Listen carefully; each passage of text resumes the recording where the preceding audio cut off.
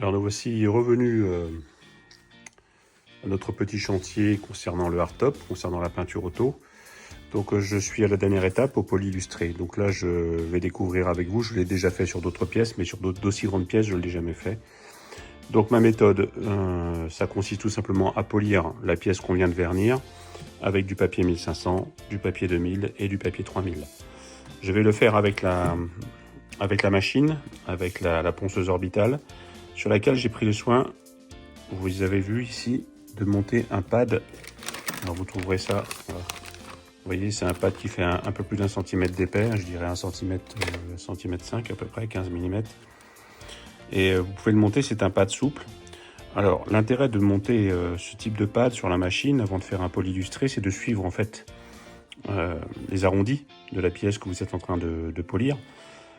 Si vous le faites avec un plateau rigide, le risque c'est que vous risquez de créer des arêtes.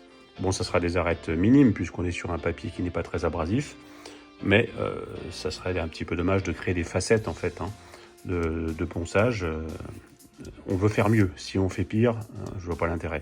Donc prenez juste cette petite précaution de prendre ce pad. Alors j'utiliserai également certainement la cale à poncer à la main pour certaines parties. On verra ça ensemble tout à l'heure. Alors j'ai fait une première passe à la machine, histoire de donner un peu d'accroche en fait au vernis poncé.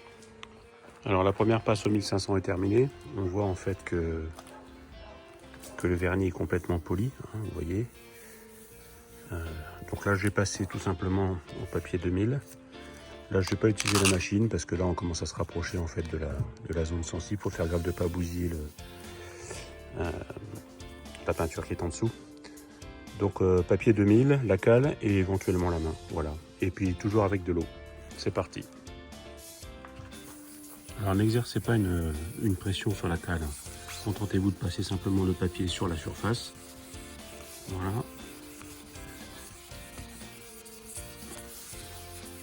Faites attention dans les arrondis de ne pas rester trop longtemps, sinon vous pourriez créer une arête.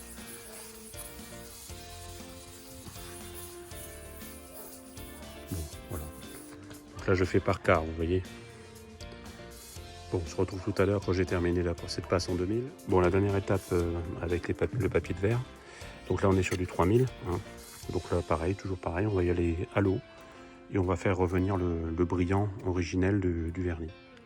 Alors, la dernière étape consiste à utiliser une polisseuse. Hein. C'est une polisseuse orbitale.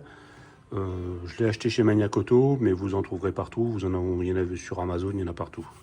Voilà, donc ça, c'est un produit assez standard. Assurez-vous qu'il y ait un réglage de vitesse simplement parce que si vous démarrez avec et que vous commencez à utiliser une ponceuse, une polisseuse orbitale qui soit trop rapide, vous risquez de faire des conneries. Donc bon, utilisez. On démarre évidemment en faible vitesse. Là, je vais démarrer. En fait, on va avoir 3 étapes.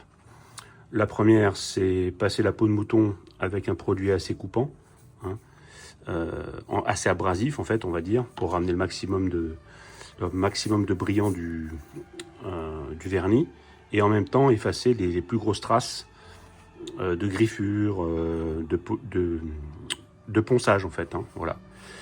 Dans un deuxième temps, on utilisera en Manzerna toujours un produit en 2000. Donc là, on est sur un medium cut, c'est-à-dire un produit qui est relativement faiblement abrasif, on va dire. Et puis on fera un finish sur du 3005 ou 3008. Hein.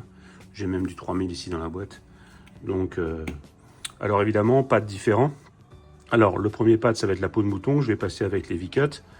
Ensuite, je repasserai avec un pad assez dur, en fait, toujours de l'Heavy-Cut. Dans un troisième temps, j'utiliserai un pad plus mou pour faire le medium cut et un pad de finition. Voilà. D'ailleurs, je me suis trompé. Je crois que, voilà, le noir, ça sera pour le super finish puisque c'est le plus mou. Bon, j'ai terminé pour le pad peau de mouton. Maintenant je vais passer un pad mousse assez dur, toujours avec le produit Heavy Cut. On va continuer à arracher un peu de vernis. Toujours pareil, comme pour la peau de mouton, mais également comme pour le polissage avec le papier de verre, il faut éviter d'insister sur les arêtes. Allez, c'est parti. Voilà, là je dépose un peu de produit pour ne pas m'en foutre partout. Je me mets en vitesse numéro 1. Et c'est parti. Inutile d'appuyer sur le pad, ça sert à rien du tout.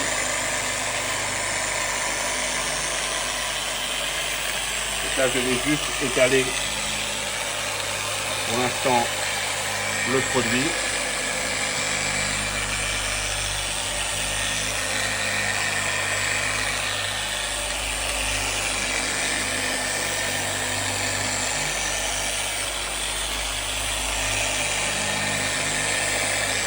Voilà, le produit est étalé.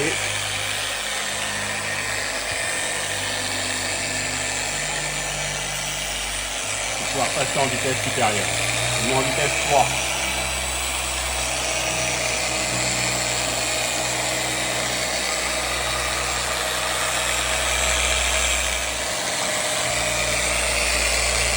Ne laissez pas le pad au même endroit pendant trop longtemps. Vous pourriez étoffer le vernis, même si aujourd'hui il fait froid.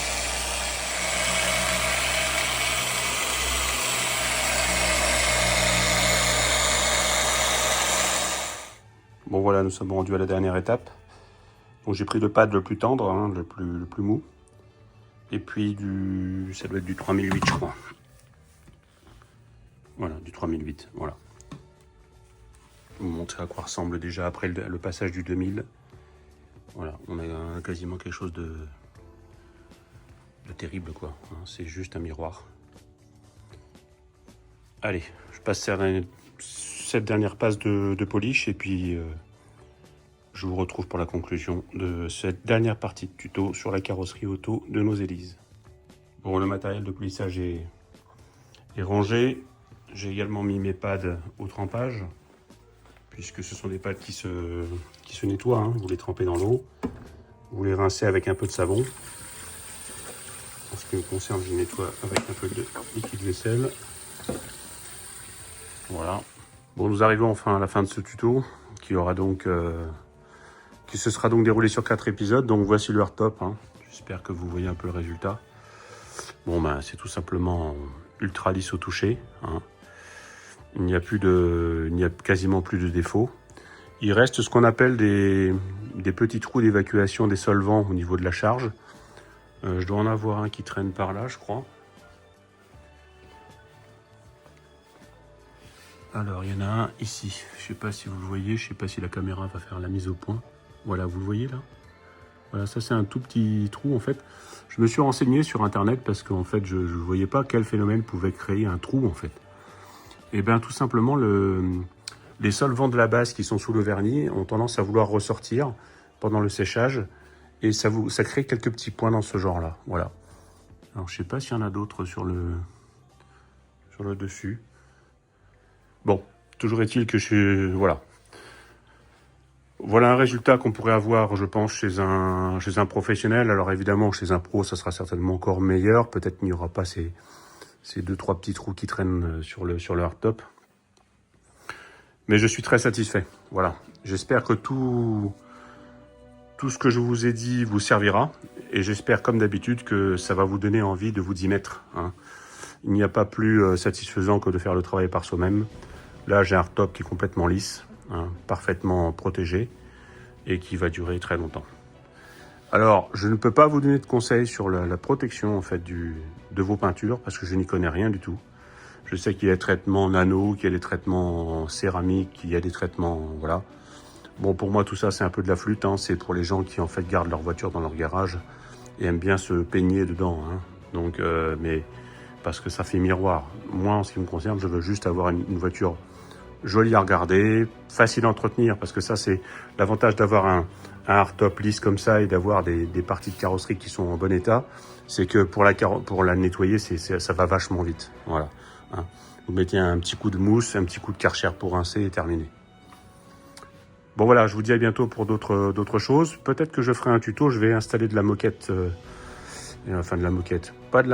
la feutrine autocollante à l'intérieur du hardtop pour donner de la feutrine grise, claire, pour essayer d'éclaircir un peu, parce que je vous rappelle qu'on a un gel côte noire en dessous. Donc ça, je le ferai peut-être, et peut-être que je ferai un tuto à l'occasion. À bientôt. Ali Chat sur MG Lotus Spirit.